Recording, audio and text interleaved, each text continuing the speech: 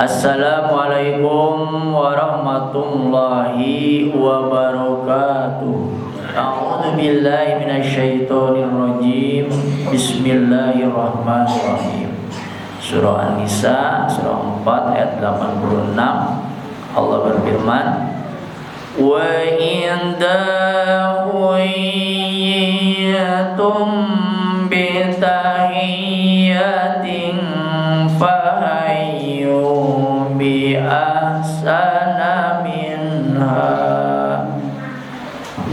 ahsana minha aw rudduha innallaha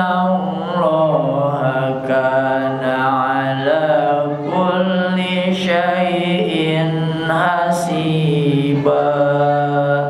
Sadaqallahu.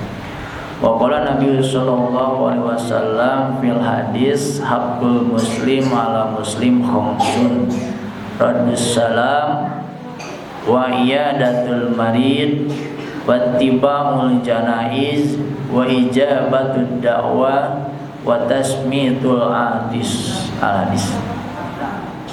Hari ini kita mencoba membahas tentang adab kepada sesama muslim. Kalau kemarin kepada tetangga terlepas urusannya di agamanya apa. Tapi kalau hari ini ada adab khusus bagi seorang muslim terhadap muslim lainnya. Yang pertama, ada kewajiban bagi kita terhadap sesama muslim atau muslimah mengucapkan salam. Itu adab. Ya, mengucapkan salam itu sunnah. Tetapi menjawab salam menjadi wajib. Berdasarkan firman Allah yang tadi dibacakan, Allah Subhanahu wa taala berfirman, wa idza huyyitum bitahiyyatin fahayyu bi ahsana minha aw rudduha. Wa idza, dan apabila huyyitum, ya, kamu dihormati bitahiyyatin, dengan suatu penghormatan, diucapkan salam dengan satu salam, fahayyu, maka balaslah, bi ahsani atau bi ahsana, dengan yang lebih baik, minha, daripada penghormatan itu. Jadi apabila ada yang memberikan salam kepada kita, maka wajib kita jawab minimal aurudduha, dengan yang sama, lebih baik dengan yang lebih. Assalamualaikum, ibu jawab waalaikumsalam. Cukup tuntas kewajiban kita. Tapi kata Allah, bi ahsana minha, usahakan menjawab itu, membalas itu ahsana, dengan yang lebih baik. Assalamualaikum, waalaikumsalam warahmatullah. Assalamualaikum warahmatullah, yang lebih halus, waalaikumsalam warahmatullah wabarakatuh. Assalamualaikum warahmatullahi wabarakatuh, maka ibu pun menjawab waalaikumsalam warahmatullahi wabarakatuh. Luar biasanya umat Islam, ya, satu sama lain saling mendoakan. Assalamualaikum, keselamatan bagi kalian. Waalaikumsalam, dan juga keselamatan bagi kalian. Warahmatullah, dan juga semoga Allah memberi rahmat. Wa barakatuh, dan juga memberikan keberkahan. Itu salah satu adab kita, kewajiban kita menjawab salam, sunnah bagi kita menyampaikan salam. Ini alhamdulillah mungkin sudah sering kita praktekkan, baik terhadap tetangga, terhadap keluarga, ya, apalagi kita sesama muslim diwajibkan saling mendoakan. Yusallimur raqibu alal mashi wal masi alal qaidi wal qalilu alal katsir. Nah, Ini tata krama, tata caranya. Hendaklah yang berkendaraan mengucapkan salam kepada yang berjalan kaki. Mentang-mentang ibu naik mobil Volvo atau yang sekarang lagi tenar mobil apa bu? Alphard misalkan. Reamting nanya oke. Ya, padahal yang berkendaraan seharusnya mengucapkan salam kepada yang berjalan kaki.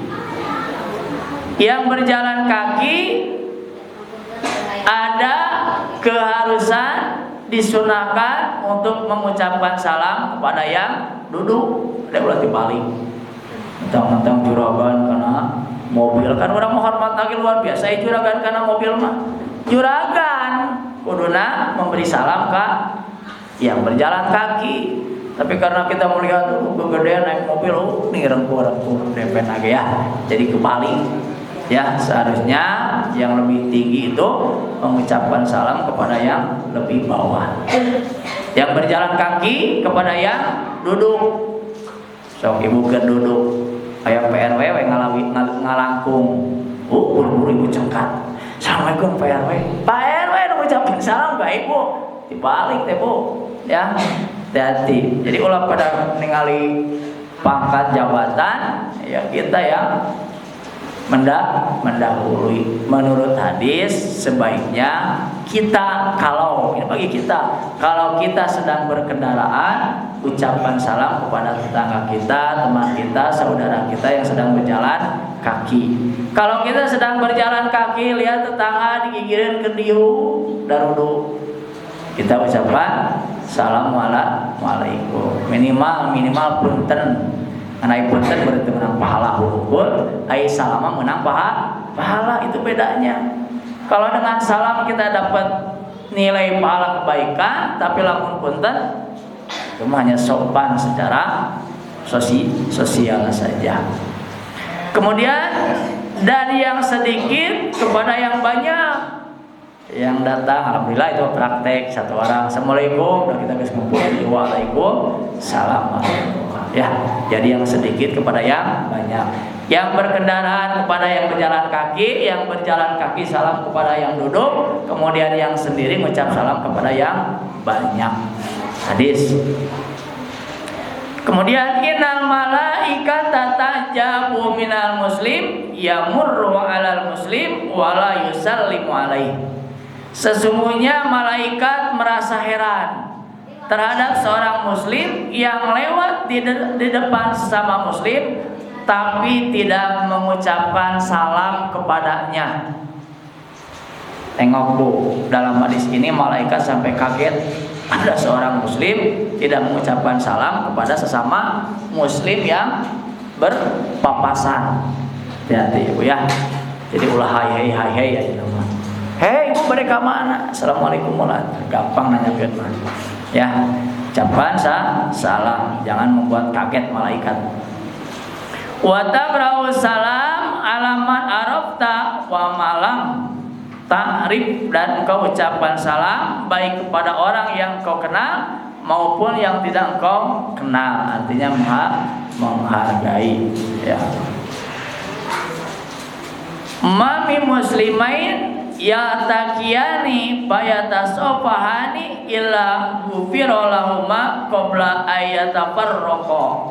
Tidaklah dua orang muslim bertemu lalu saling berjabat tangan, melainkan Allah mengampuni keduanya sebelum mereka berpisah.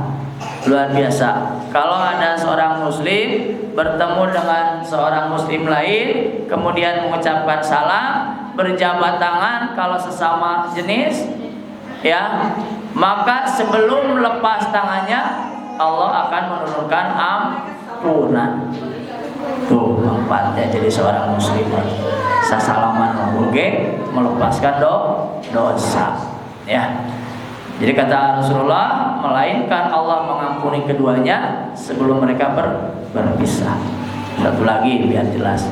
Man bada'a bil kalami qabla salam fala tujibuhu hatta yabda'a bis salam. Barang siapa yang memulai dengan obrolan sebelum mengucapkan salam, maka janganlah kalian menanggapinya sampai ia memulai dengan salam. Ya, makanya kalau ceramah, khutbah, tausiah itu tidak diawali oleh salam, itu batal. Ya, makanya harus diawali salam.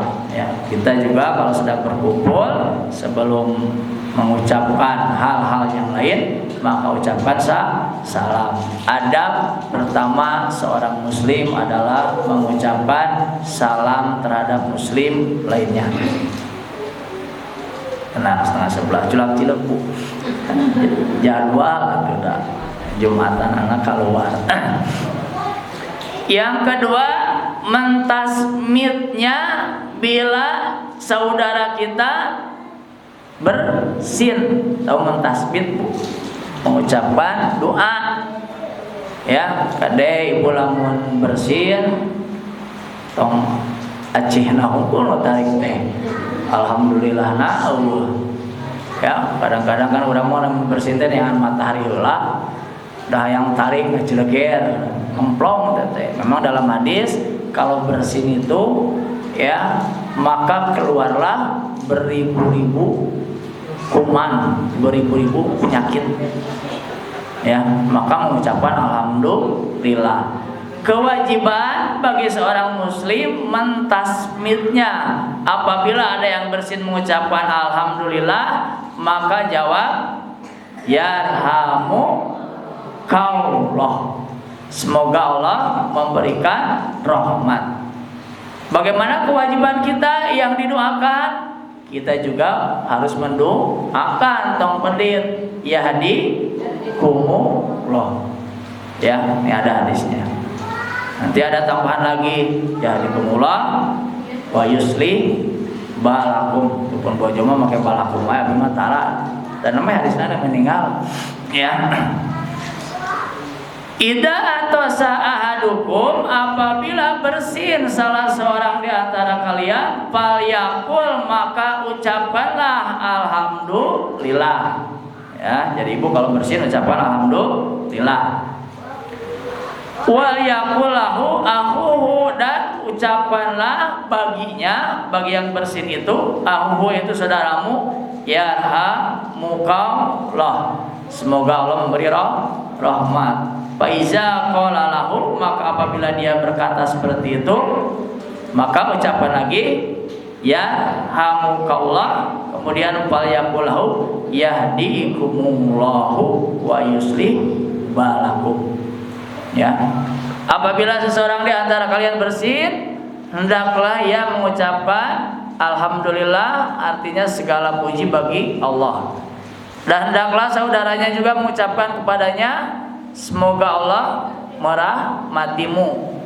Jika diucapkan kepadanya yarhamukallah, maka mengucapkanlah jawabannya, yaitu semoga Allah menunjukimu dan memperbaiki keadaanmu. Luar biasa doanya, Bu. Tina bersin unggul umat Islam, doanya luar biasa. Maka tong pedit aya nu bersin teh ucapkan ya yarhamukallah kalau dia terdengar mengucapkan alhamdulillah. Ada suatu kisah seorang ulama besar ya yang mau menyeberang di tengah lautan. Kemudian ulama besar itu naiklah ke atas perahu, nyebranglah dia. Kemudian di tengah perjalanan sebelum sampai, si ulama itu mengucapkan, wahai nakoda, kembalilah ke pinggir. Ada apa? Pokoknya kembalilah ke pinggir. Apa yang terjadi? Ternyata begitu ditanyakan, kenapa engkau kembali ke pinggir padahal sudah sampai di tengah-tengah? Apa kata ulama itu? Aku merasa berdosa karena tadi ada yang bersin kemudian mengucapkan alhamdulillah, aku belum sempat mendoakannya. Luar biasa seorang ulama itu.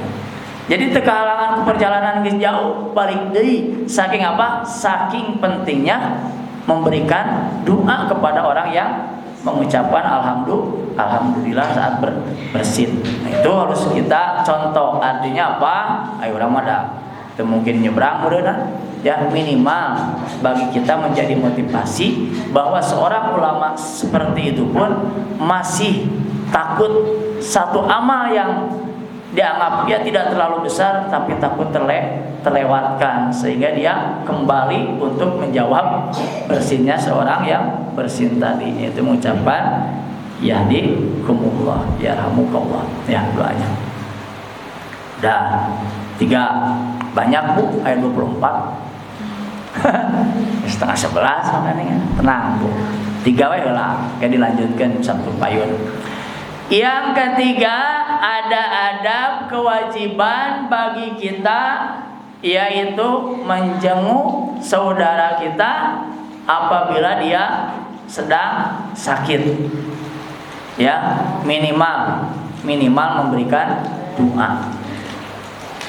Makanya tadi dibacakan di dalam prolog hadisnya, hakul muslim ala muslim khamsun. Hak kewajiban seorang muslim terhadap muslim lainnya khamsun, ada 5. Yang pertama, raddus salam, menjawab salam wajib. Wa iyadatul marid, kemudian menengok, menjenguk orang yang sakit untuk mendoakan kade Bu. Kurang mah kadang-kadang neok anu sakit bawaan teu adon buat terang pala kecelakaan eta di nu geuring. Naon? Da di nu geuring mah sabab ada hareuna tuh. Nu ngirim jeruk, ngirim itu teu ka makan suguhkeun ka urang. Ada urang teh geus datang teu mawana naon kadang ngilu ngopi. Teu boga kaera ya. Kadoakeun ai datang teh subeula ka kamar, usap leungeunna. Ya, doakan dulu, karek ngobrol ngalir ngidul, ieu macan-macan itu kunaon atuh? Lain buru-buru bawa ke rumah sakit, bacewana ngaduanan teu. Nyaho da ka rumah sakit teh kudu mayar, teu gampang ya. Makanya kewajiban kita minimal memberi doa. Jadi nengok teh ngaduakeun, lain teh ngariweuhkeun. Ya. Tuh. Kemudian yang ketiga, wattiba'ul janaiz, mengantarkan jenazah.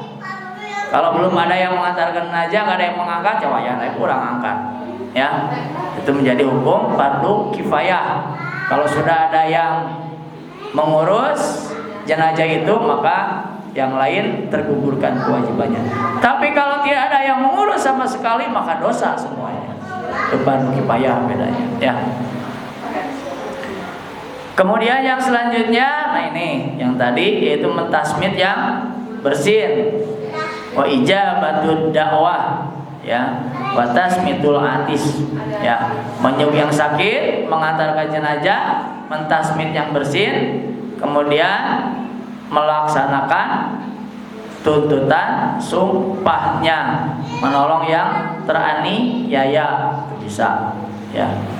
Nah, ini adalah salah satu hak dari sekian banyak hak seorang muslim terhadap muslim yang lainnya, ya.